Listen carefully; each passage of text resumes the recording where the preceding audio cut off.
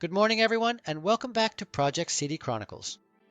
It's great when you record an entire video and then realize only towards the end because you didn't check that there was no audio.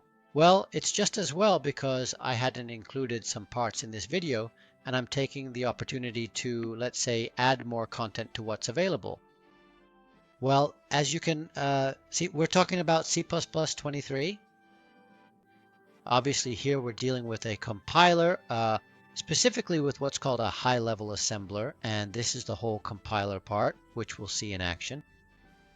But look, this incredibly powerful and highly advanced high-level assembler compiler, meticulously written in the very latest C++23 standard, is remarkably able, with just a few carefully selected flags and configuration options, to effortlessly generate the precisely equivalent and fully optimized machine code for the classic Commodore 64, the versatile Commodore Vic20, and even the more advanced Commodore 128, practically without any significant modifications or manual adjustments needed whatsoever from the end user.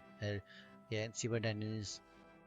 Of course, there are already numerous sophisticated tools specifically made for this particular purpose, some of which are undeniably far more powerful and truly impressive, such as the highly regarded TSR Pascal and the robust Oscar 64. However, the primary objective and ultimate goal of my personal project is to meticulously construct and develop a high-level assembler that is demonstrably superior to a regular conventional assembler, primarily because here it is efficiently compiled with the advanced 64 TAS, but it will be positioned just a bit below C1 in terms of complexity and capability. This strategic positioning is intended to allow for further, more granular optimization of the generated code and, simultaneously, to effectively apply all the various and diverse compiler optimizations that are available and beneficial for performance.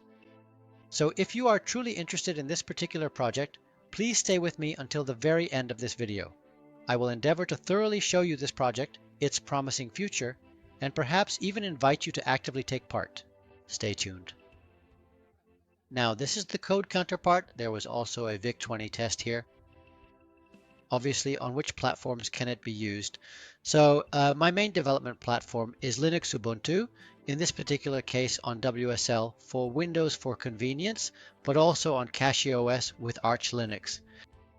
What is required? First of all, what's required is at least Ubuntu version 24, the latest one, but simply because it requires the GNU compiler, version 13, since this allows us to use all the constructs of C++23 in the code.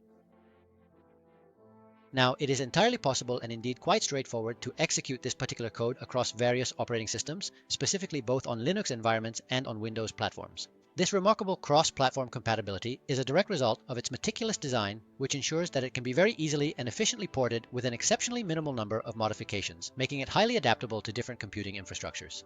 In fact, I didn't have to make any changes, just a few warnings in Visual Studio, but everything went smoothly.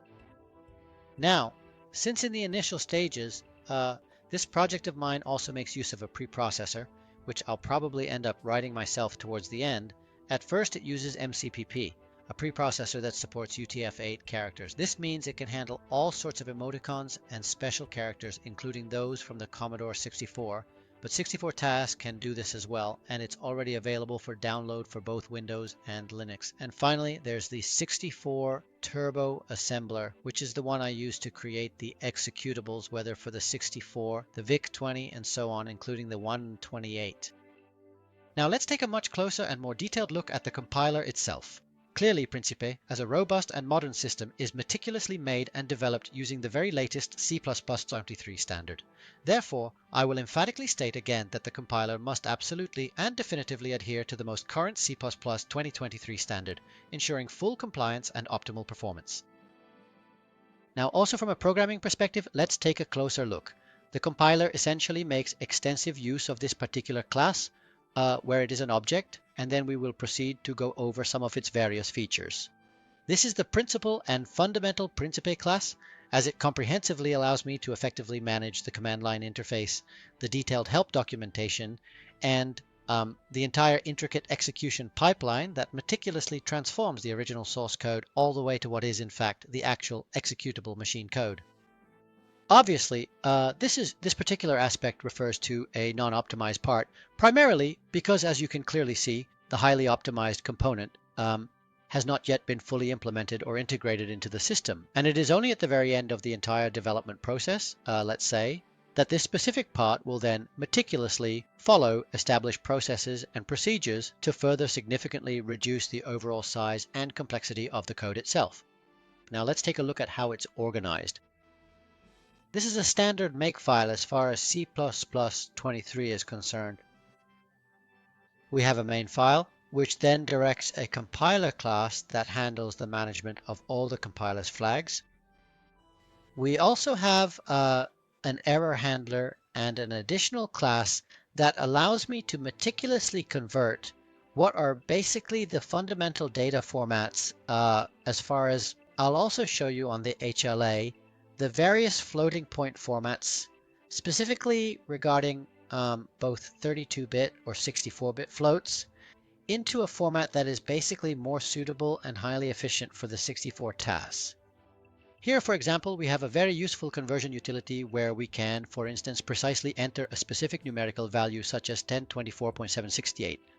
As you can clearly observe, this powerful tool meticulously converts both a 32-bit number and a 64-bit number into the appropriate and standardized Microsoft formats, ensuring complete compatibility and accurate representation. Clearly, this part is already implemented and the compiler does it automatically. But since I also use the 64 standalone and it's lacking in this area, it's true that it handles floats, but in reality, it only does so with bytes. So of course, I have addressed this shortcoming as well. Now, I would have liked to implement a native 32-bit floating point, as the Oscar 64 does, but also from the native 32-bit routine. Technically, at the moment, it handles 8 and 16 bits, both signed and unsigned, and a 40-bit floating point. And there's absolutely no practical point in going down the 64-bit development path, and I genuinely want to make a heartfelt appeal here as well. If anyone in the community would be interested and willing to participate, whether it involves contributing to the intricate process of writing the compiler itself, or perhaps meticulously crafting the essential assembler code, working diligently together, we might indeed be able to collaboratively build and refine a powerful and versatile tool that could prove to be incredibly useful and beneficial for everyone involved and for the wider community. Well, let's just say this is basically a deeply personal project. It initially started from a very specific personal need, but over a significant period of time, it could very well be made widely available to the entire community, benefiting many individuals. Now, as I mentioned earlier, there are definitely some excellent tools out there, better ones, Oscar 64, TRS, I imagine they're quite different. This sits exactly halfway between what is an assembler, and as you can see, it also calls a whole section of real assembler and a higher level compiler. It's in between, not exactly a compiler, and this is to try to further optimize the code. And as you can see here, -1, -1499, 213, and here as well 1323. So actually even this part manages, let's say, to calculate it. If we look at what the transposition into a stack machine is, obviously even from a human point of view, this becomes really difficult. By the way, there's also a neat coding trick here, because many assemblers, even if we don't put the equals sign here, by default they basically insert 0. So it manages the variable, which at the moment is unsigned 16-bit, and then it goes on to convert it, let's say, in the results. I carefully took some key features from the Python language, some distinct features from Pascal, and some other useful features from C, all a bit according to what I personally liked. Clearly, since this is still an alpha phase, it can easily be changed. Well, I did another little magic trick on my GitHub because, first of all, HLA64 is there, which has moved from the alpha version to the beta, and this beta version is about to be, let's say, ported to C++23. So we're combining business with pleasure, and then I'll also show you some of the very constructs of the code itself. In turn, of course, HLA64 is derived from, well, a compiler that's also on GitHub, which is Keybit, okay? I actually took inspiration from this compiler specifically for the conversion. It's a very educational compiler, adheres to the standards of C++11, and is self-hosting. It's truly a benchmark. As you can see, it compiles Git, SQLite, libpgnp, so it's actually quite advanced. He says that it's not particularly optimized, reaching about 50% to 80% of the performance of C++, But this is exactly the original project I took inspiration from. Now it's reached the beta version. I'm also fixing some errors in the CMOS library I made, and I've integrated everything necessary into this compiler. All right, the entire execution pipeline, obviously the compiler, so to speak, is completely present here. It's meticulously divided into, allow me to show you from this particular vantage point, it's thoughtfully divided into several distinct files. Perhaps I'll significantly enlarge the view here. That would certainly be much better and clearer for everyone to observe. Clearly, we have two distinct management files, one specifically for the Windows Makefile and another for the Linux Makefile, a comprehensive symbol table that I meticulously introduced today, a robust streamer that effectively allows me to handle the entire continuous stream of UTF-8 characters, and here we already have the fully functional streamer class readily available. By the way, this particular process performs an initial and comprehensive phase of character evaluation itself, which means it is inherently capable of providing us with very precise and detailed information. In the context of Python programming, this would specifically include a precise level, an exact line number, and a specific column position within the code. Furthermore, through the application of appropriate tips and clever tricks, especially since it seamlessly interfaces with the MCP preprocessor, a crucial component in this workflow, it possesses the advanced capability to efficiently load only the file index, thereby avoiding the need to load the entire character data itself. However, that specific technical detail is something I will thoroughly explain to you in just a moment, providing a more in-depth understanding of its implications and benefits. The streaming file at the very beginning of the process is primarily responsible for meticulously recoding and processing all the individual UTF-8 character parts. This functionality is quite similar to the compiler that I personally developed and wrote previously, as well as the compiler created by Rui. Essentially, it systematically writes what is fundamentally a comprehensive chart information vector, which contains all these intricate and specific details. This vector plays a crucial role within the broader compiler pipeline. And here you can clearly observe the various distinct stages of this complex compiler. Perhaps if presented in this particular way, it might be even clearer and more understandable, okay?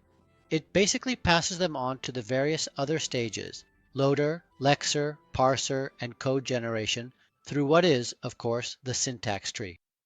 That being said, the sophisticated compiler is indeed capable of generating various output files, and as you can clearly observe, this is the primary and fundamental code, our comprehensive list of characters, where it will then meticulously send out, if specifically requested, through the G option, a complete and exhaustive list of all characters where the file is precisely present within the system. The UTF-32 encoding the character itself, the line, the column, and the level in Python style. And then the lexer, by recognizing all these leximes, will transform the character into what are called tokens, so it effectively becomes a tokenizer. In fact, what initially is an A becomes what is called an identifier. This is the percent symbol, percent which becomes the mod operator depending on the language. We also introduced some features that allow me to test it, specifically what is the ASMA block part. Clearly, as I was saying, the compiler temporarily uses several phases, so there's a phase where it reads from the preprocessor, which splits it into several parts, a part that reads from the lexer, and a part that starts to apply what is the actual grammar. Right now, this particular type of grammar is actively being applied, and for each distinct step of the compiler's intricate process, a new and significant phase meticulously begins. The compiler itself is fundamentally designed with a clear and logical top-down approach. It essentially functions as a recursive descent parser, meticulously breaking down complex structures into simpler components. We can also observe this crucial implementation here within the parser CPP file, where its operational details are clearly laid out. So. This is the operator precedence table. For some of them, well, we won't go into detail about associativity, whether it's right or left, but as you can see, some operators have higher precedence. For example, Marco Bergomi was telling me that in Vision Basic this doesn't happen. Basically, no operator has precedence. So if I have to do 1 plus 2 times 3, since all operators have the same precedence in Vision Basic, he told me you have to use parentheses to make it work. That's not the case here, quite obviously, because this particular type of parser, which is essentially a top-down parser, fundamentally starts from the very top and meticulously works its way progressively downward.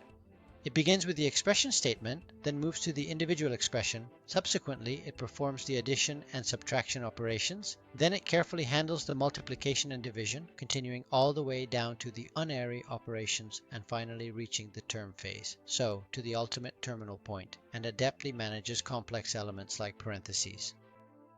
This is actually a very simple and straightforward implementation method precisely because it allows us to completely avoid the more complex and often cumbersome Bison algorithm and the associated lexer.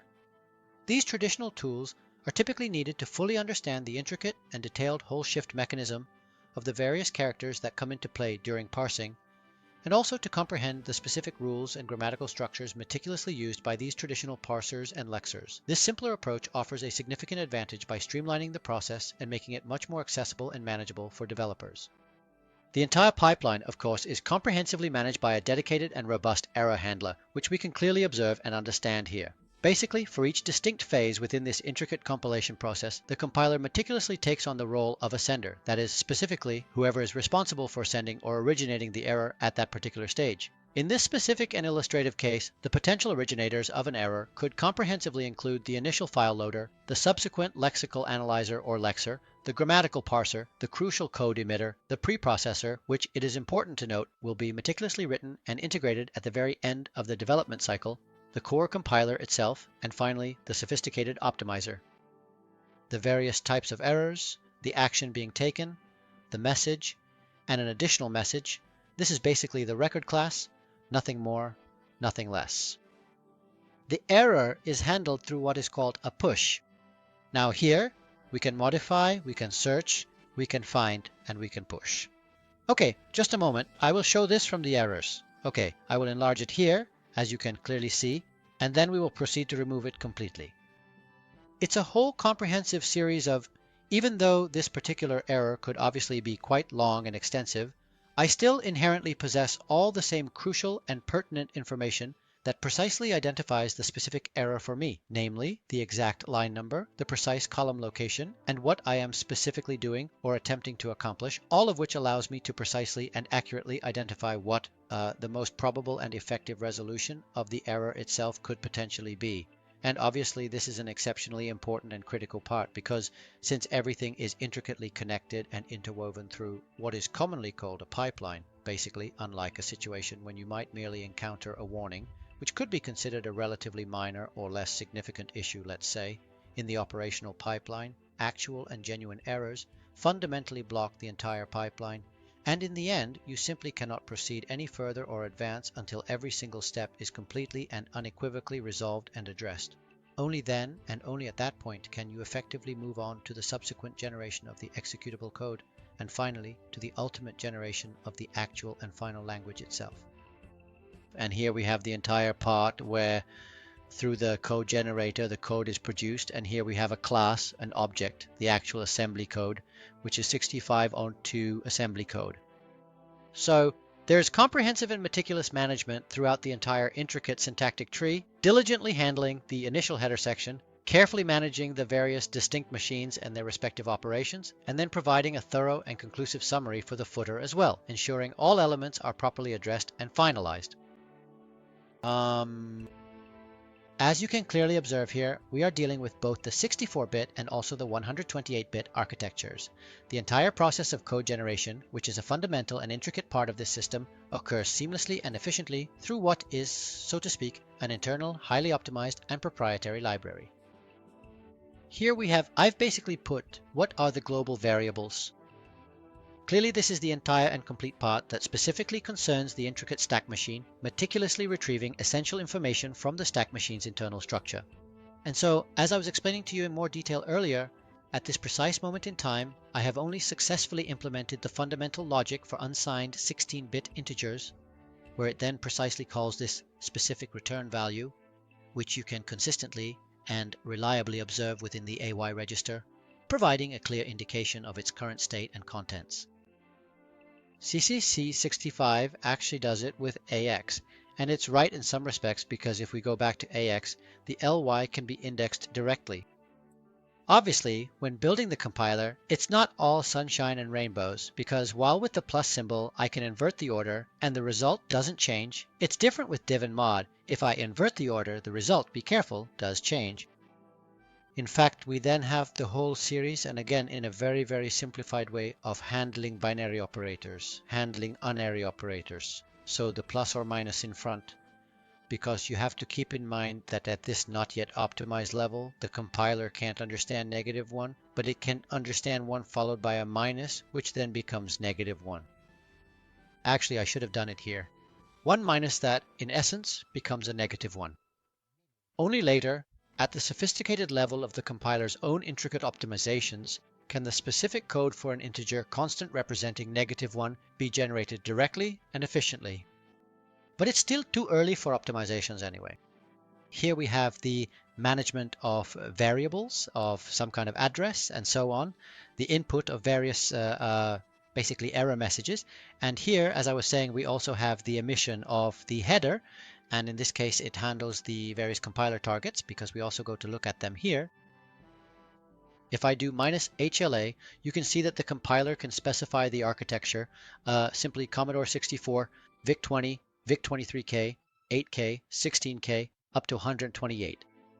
However, you can specify, for example, and it's important, especially on Linux, to put it in quotes, $C00 or a number, because otherwise it gets identified as a variable in the batch.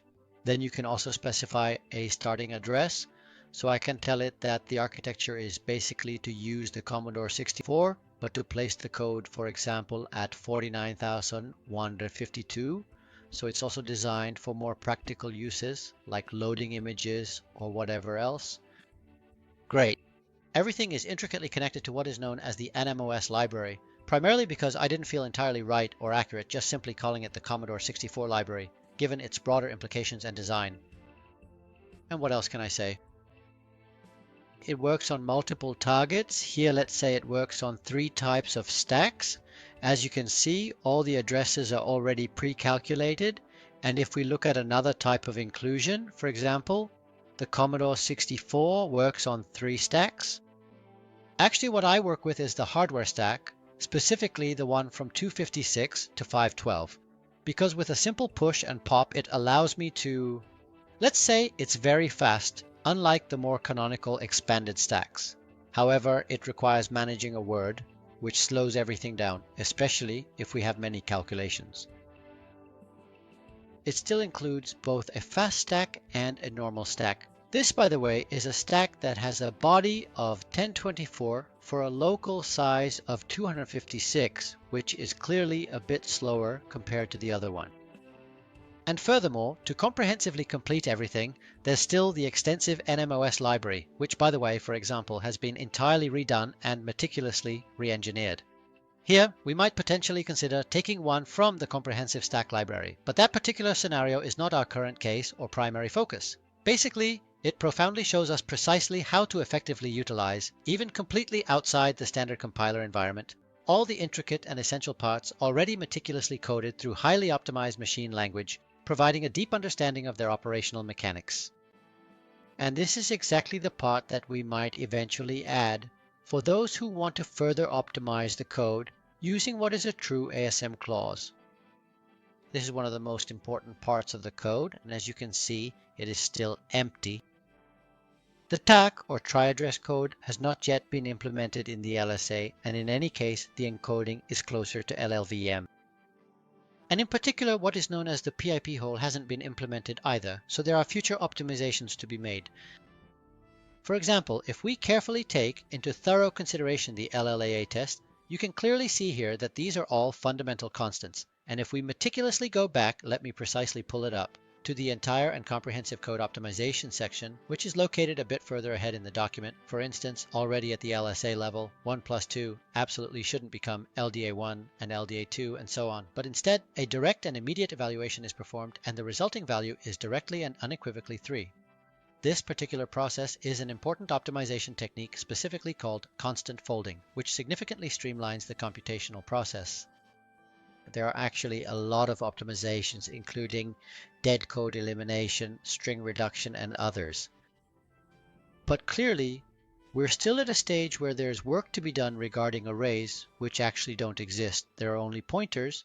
And there's a whole part concerning the management of variables and structures, specifically to bring machine language closer to a higher level.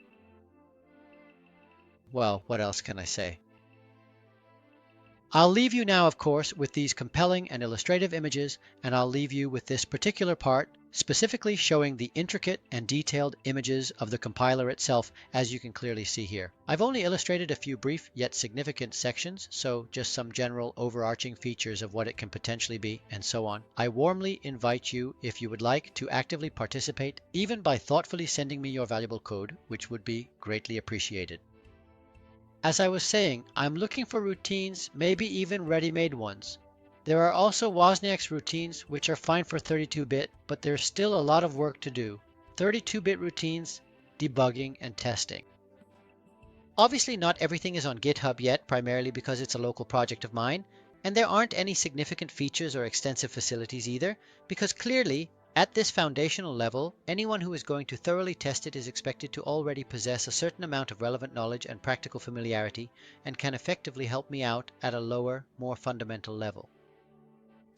Later on, when the comprehensive and meticulously curated corpus has reached a more mature and remarkably stable phase, there will also be some small, yet incredibly powerful and highly beneficial additional features that, with just a few simple and intuitive commands, will allow you to manage the intricate and complex compiler in a much more efficient, streamlined, and remarkably easier way, providing unparalleled convenience and control. Well, what more can I possibly say about its exceptional capabilities?